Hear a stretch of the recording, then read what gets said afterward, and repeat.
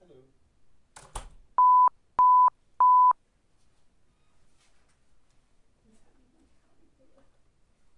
don't know, it's supposed to start in 3 minutes. That's it? Yeah. Clock is wrong. You can ask all the questions today.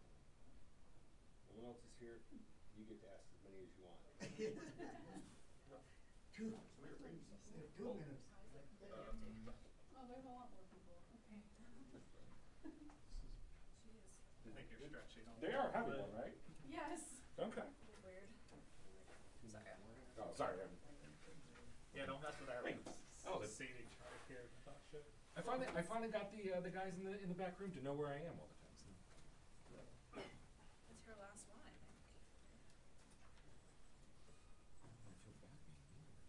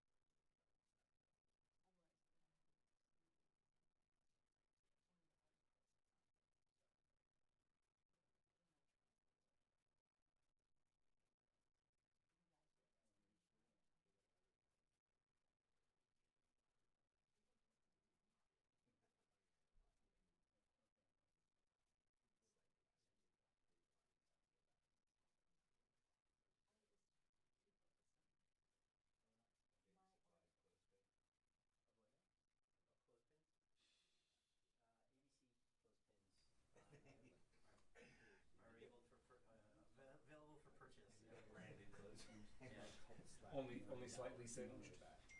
Huh? Only slightly singed. It's an artistic endeavor. Huh? You did your makeup on the plane? I mean, I realized you want it back.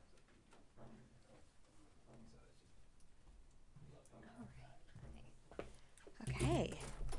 All right. Good afternoon. Happy Friday. Thanks for being here on a day that we don't usually brief. I'll just do a few things at the top and then happy to take your questions. So yesterday, Secretary Austin chaired his final Ukraine Defense Contact Group. Since it first convened in April 2022, the UDCG has served as a critical international coalition coordinating the swift and sustained delivery of security assistance to Ukraine. Under Secretary Austin's leadership, this group has grown to include some 50 countries from all around the world, all united behind the common cause of supporting Ukraine in its fight for freedom. As you heard the Secretary say yesterday, the UDCG has developed into an arsenal of Ukrainian democracy and an engine of global security. That's why you saw Secretary Austin announce a new $500 million presidential drawdown package in support of Ukraine, and why together UDCG members have committed more than $126 billion in security assistance for this fight. And under Secretary Austin's leadership, this remarkable level of teamwork has paid off. Russia has suffered more than 700,000 casualties, and the Russian economy is struggling to keep up with the UDCG's support to Ukraine. And even as Moscow leans now on North Korea to support its war of choice, Putin has failed to achieve a single strategic objective. Secretary Austin reiterated that our international coalition to support Ukraine must not flinch. Even as the Secretary's tenure is coming to an end, today 14 countries and Ukraine lead the UDCG's 8 capability coalitions, which focus on bolstering the capabilities of Ukraine's future force. Yesterday, UDCG members endorsed each of the capability coalition's roadmaps, which lay out a sustainable approach to helping meet both Ukraine's long-term and near-term capability needs. Secretary Austin said it best that the structure of this coalition is, quote, built to succeed, built to adapt, and built to last. And now let me turn to the devastating wildfires in California. Secretary Austin continues to monitor the situation, and the department remains prepared to support response efforts as needed. Currently, over 600 California National Guardsmen are activated, including 14 hand crews for fuel mitigation, 200 military police for security operations, and 10 helicopters for firefighting and search and rescue operations. This number is expected to increase over the next 24 hours. In addition, 8 modular aerial firefighting systems, or MAFs, equipped C-130 aircraft are being activated under state authorities.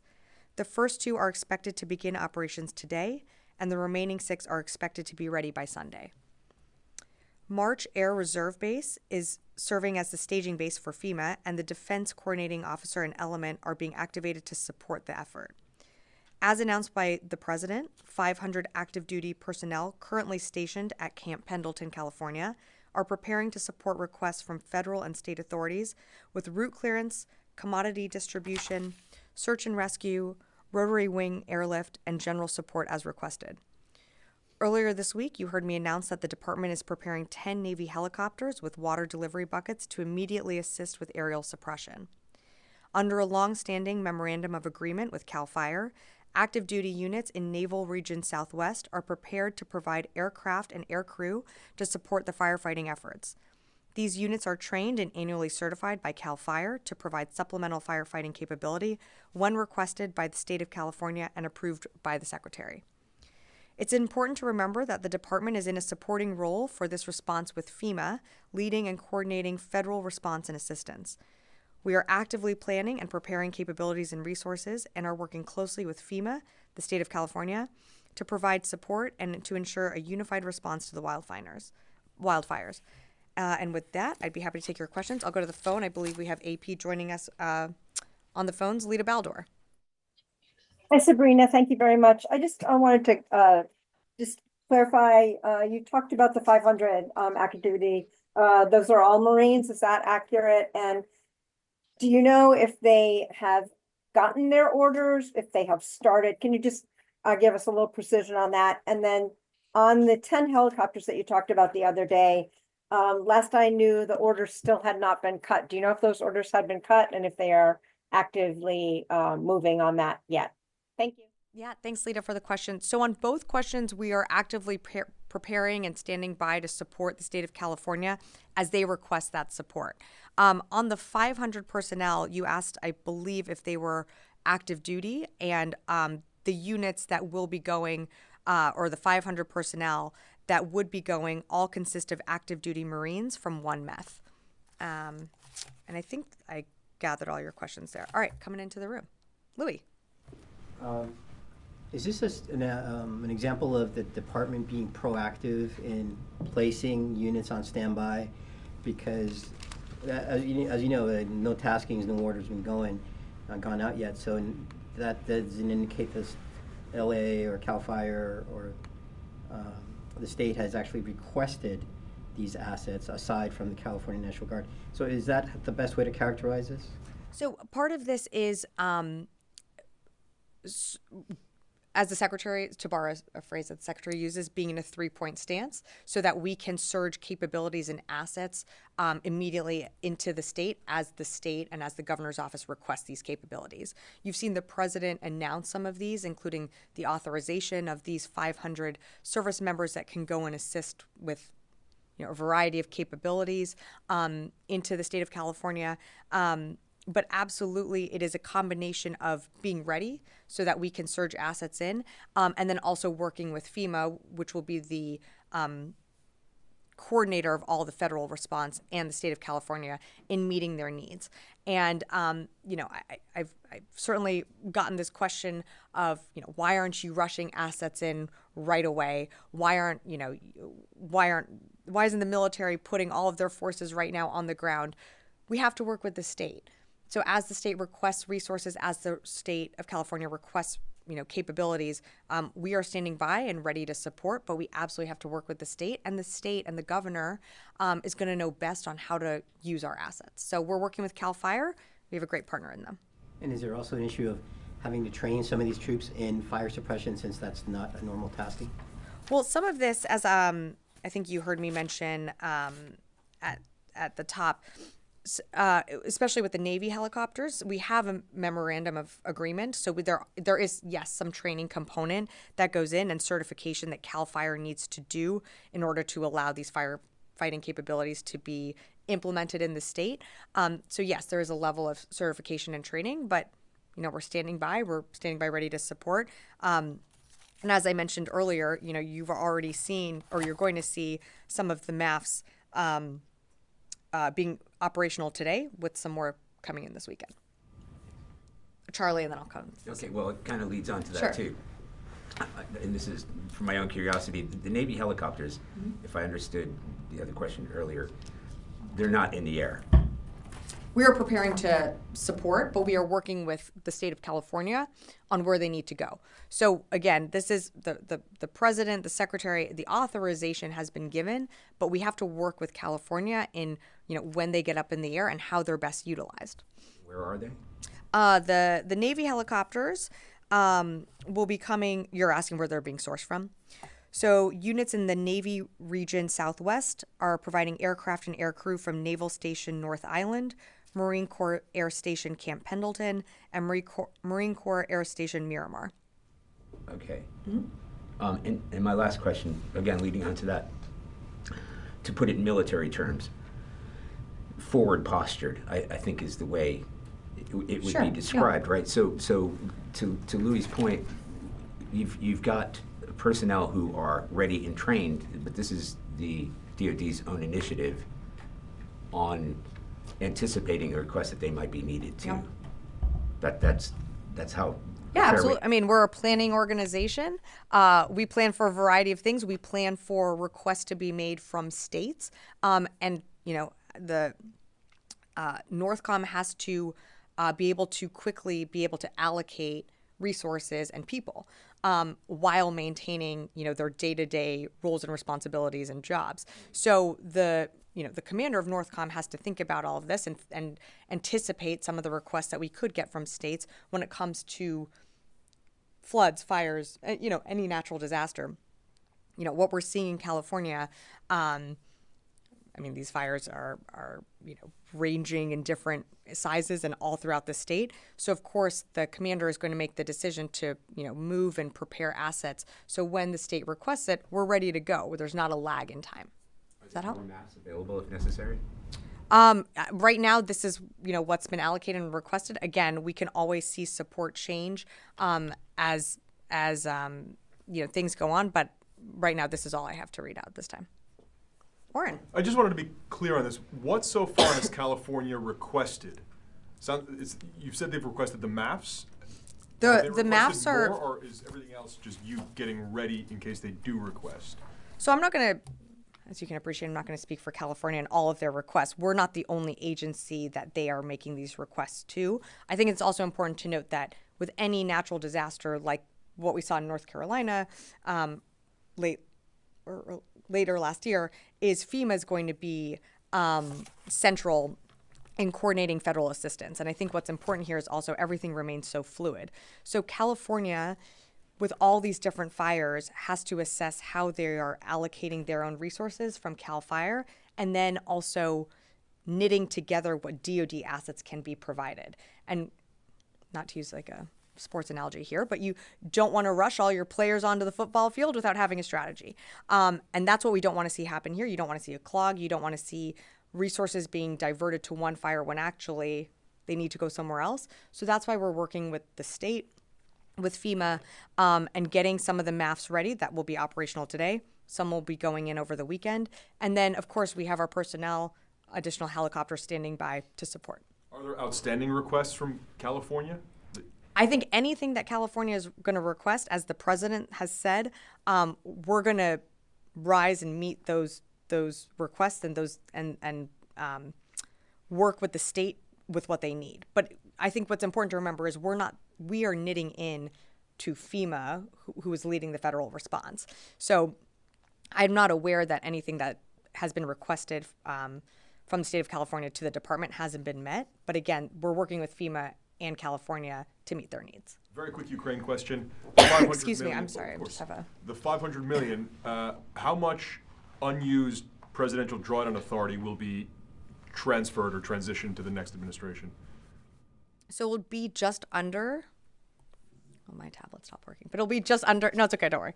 It'll be just under $4 billion that will be left in authority to that the next administration will get the opportunity to use for Ukraine.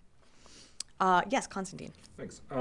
So going back to the response for a second, so on Wednesday you said, and I'm looking at my log of the briefing, the department is sending 10 Navy helicopters with water delivery buckets to immediately assist. Mm-hmm. And that's what we reported. And, members of Congress, Representative Scott Peters, yesterday thanked the Navy for sending the helicopters.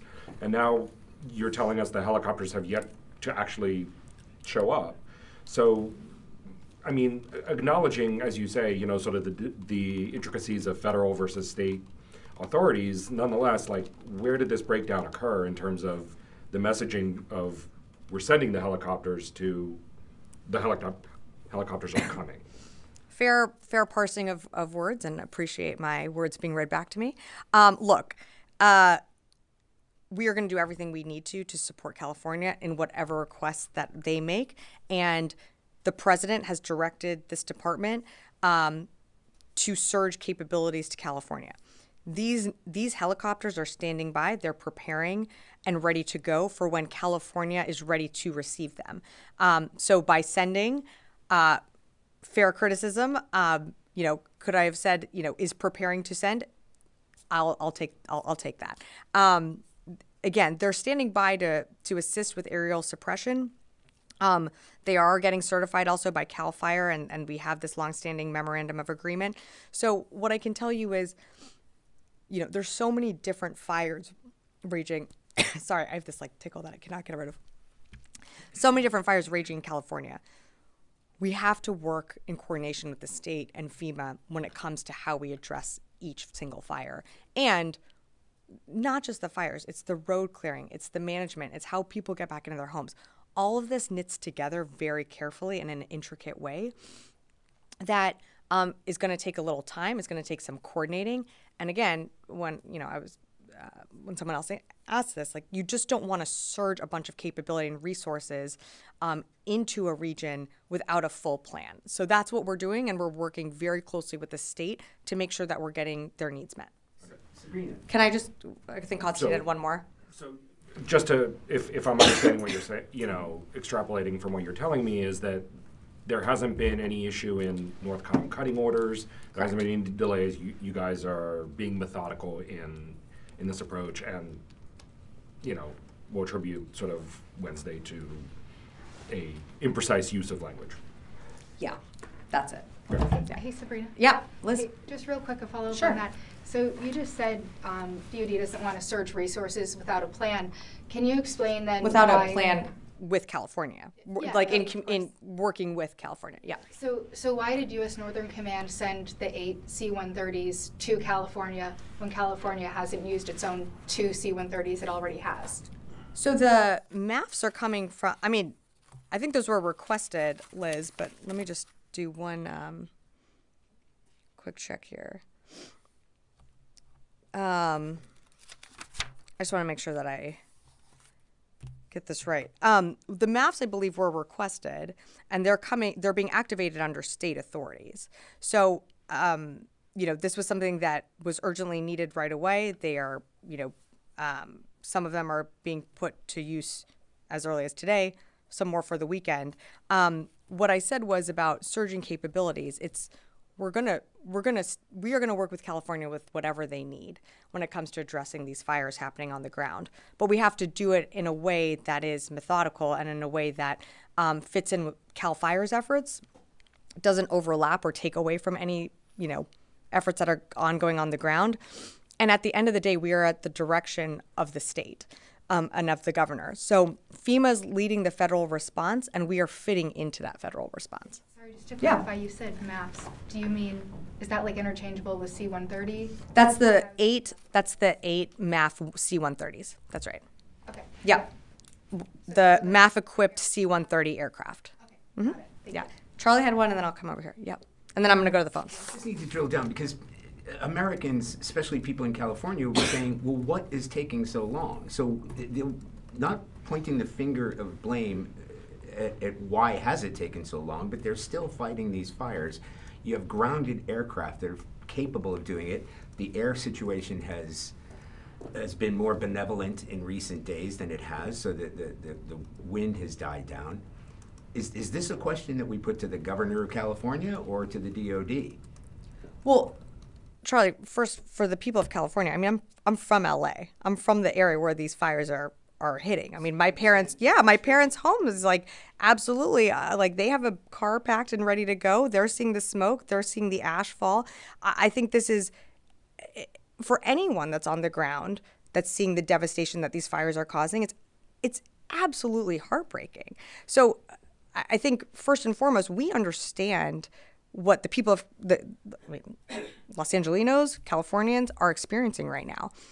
It's important to note here that the department is not the lead for these efforts. The state is the lead when it comes to this ever-changing, very fluid situation on the ground, just as other states have been for other natural disasters that have occurred over time, whether it be Hawaii, North Carolina, Florida.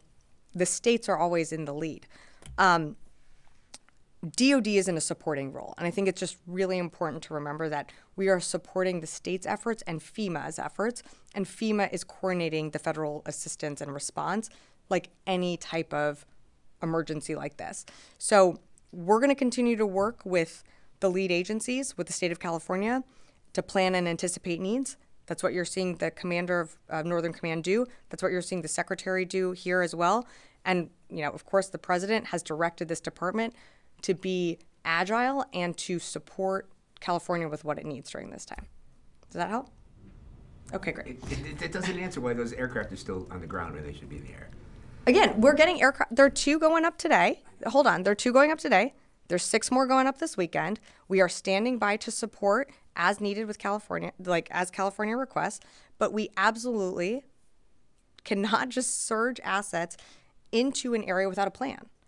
We can get as many aircraft if we want up in the air if needed, but if we don't have a plan to attack a fire, then that aircraft's not going to do much good. So we have to work with the state. We have to work with the governor. Most importantly, we're the supporting role here. So we're working with FEMA in what they're in the plans that they're putting together. I'm going to go to the phones, and I'll come back in the room here. Heather, USNI. Great. Two questions. One on this response. What requests exactly has the DoD received from FEMA or from California in terms of sending helicopters or military service members? And then a question on the Houthis. The Houthis are claiming that they attacked Truman again today, and also that that Central Command struck Houthi sites ahead of the January 8th strikes that CENTCOM announced. Any confirmation of either one of those? Yeah. Thanks, Heather. So on the Houthis, again, really shocked by their disinformation on striking our ships in the region. There have been no attacks on our ships.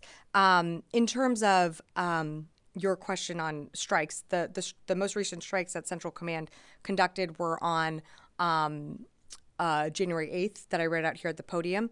We, of course, have conducted dynamic strikes, I think, over the maybe last few days as, Houthis have launched or we see them prepare to launch missiles or UAVs at our ships or commercial vessels. We take those actions, those dynamic strikes. I think there were some as recently as yesterday. In terms of your other question, look, I'm not going to read out everything that California and FEMA has requested. I can tell you what the department is doing, which is, again, providing some of those maps that you will see, going into California today and over the weekend. And then we are also preparing, additional forces to assist California with what they need. You heard the president speak to that's our 500 personnel, additional Navy helicopters that are going to knit into California's response to these fires. With that, I will go to two more on the phone here. Meredith, Jane's Defense. Hi, I have a question about the PDA package announced yesterday. Air-to-ground munitions were listed on the package, and I was hoping if you could confirm if they have been provided in a previous package, and if not, then why now? And could you further confirm if those are the JASSM missiles? Thanks, Meredith, for the question. In terms of what we provided, candidly, I don't have our release of everything that was listed in the PDA that was announced yesterday. No new capabilities were in there. We've provided some of these capabilities in the past. I direct you to the defense.gov website, which lists out everything that we provided in that package yesterday. And Raheem, Kurdistan TV.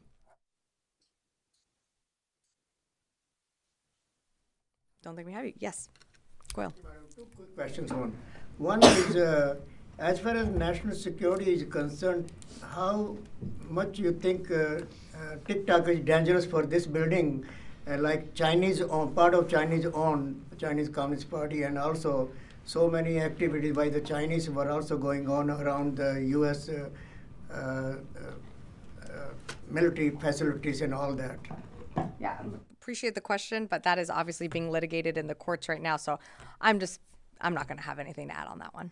And second, India's foreign minister was here in Washington last week for almost a week. If he had any chance to meet and discuss anything, U.S.-India military-to-military relations here at the Pentagon. I don't have any meetings to read out at this time. We always read those out, but nothing to read out here.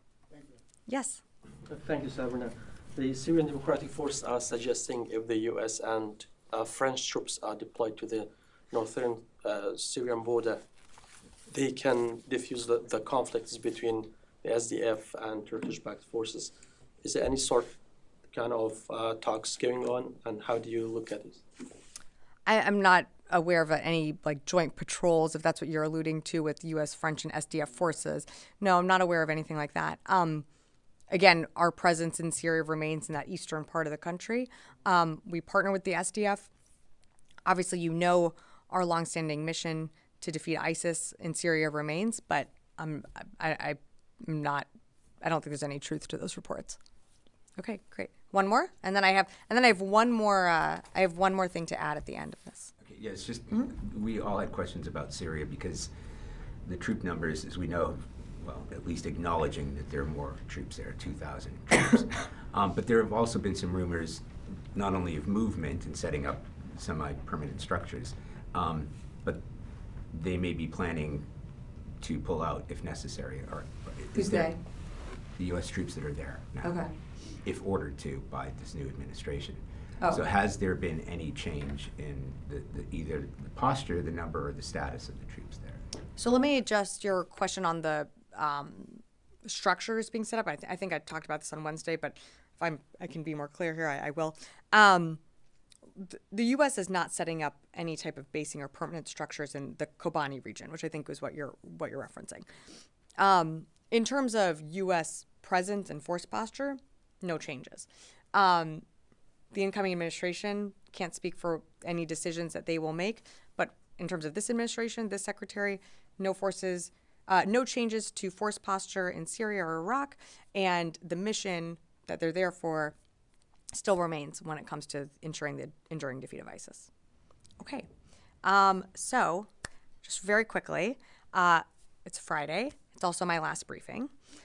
So I just wanted to just take a few minutes to express my deep gratitude for those who have supported me on this journey.